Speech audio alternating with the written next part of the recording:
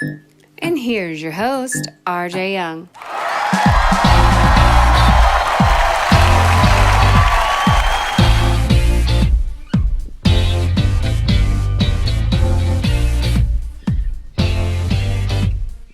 So I posted a question to Twitter, and I wanted to know from my followers or people that just saw the tweet, who's the biggest five-star bust, and more importantly, like, who's a bigger bust than Rhett Bulmar? Because like Ira Glass's This American Life, we present a theme and give you different stories on that theme, and today's theme is five-star bust, sort of. Because Pat Mahomes got a contract that's going to pay him no less than $400 million over 10 years, and we're talking about how wildly underrated this man is, getting paid $40 million a year. That's how good he is, right? But he's the only five-star who isn't one, right? He emerged as a five-star in the NFL, past Texas Tech. And it kind of defeats the purpose. And it also brings me to this observation that I would hate being a five-star. Nobody should ever want to be a five-star. Nobody ever gets to actually exceed being a five-star. As a matter of fact, everybody knows who you are. They see you coming, R.J. Washington. They see you coming, Jeremy Calhoun.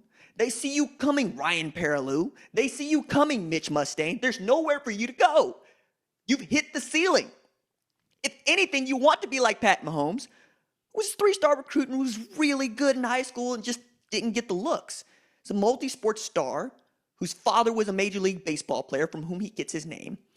Comes up in Whitehouse, Texas. Now, Whitehouse, Texas was not a football juggernaut, especially in East Texas. Matter of fact, you would schedule Whitehouse for your homecoming for like 40 years, right? Because in those 40 years, they made 4 playoff appearances. And then, as with all things, the right man comes along to take over the job. In this case, it's Randy McFarland.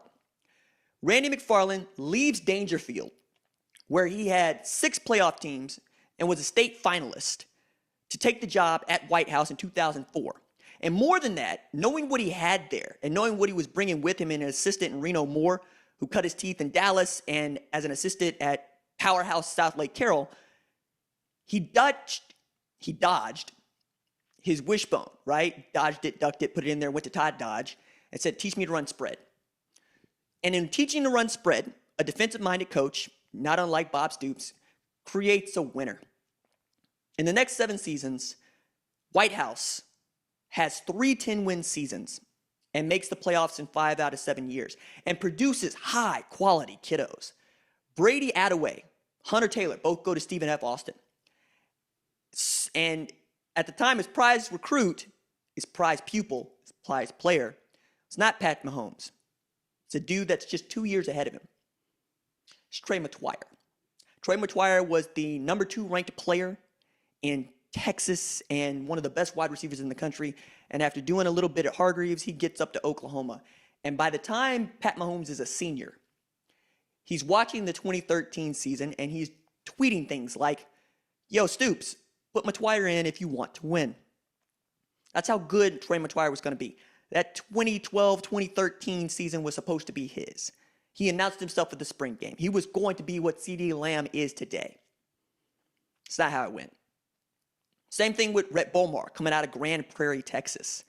5-star quarterback, commits to Oklahoma following Elite 11, shows up to OU, redshirts, and hates redshirting behind Jason White and his 2 bad knees. But White had led Oklahoma to 2 national championship games. Good luck unseating him. By the time his time comes around, he's splitting time with Paul Thompson because he's just not ready.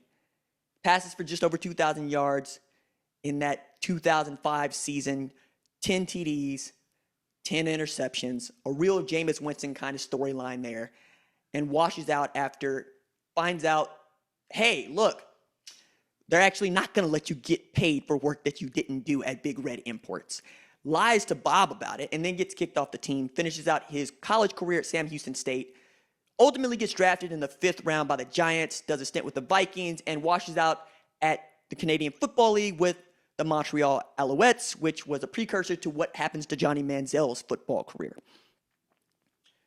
Now, Rhett Bulmar and Trey Metoyer, both prize recruits, both go to Oklahoma, both play.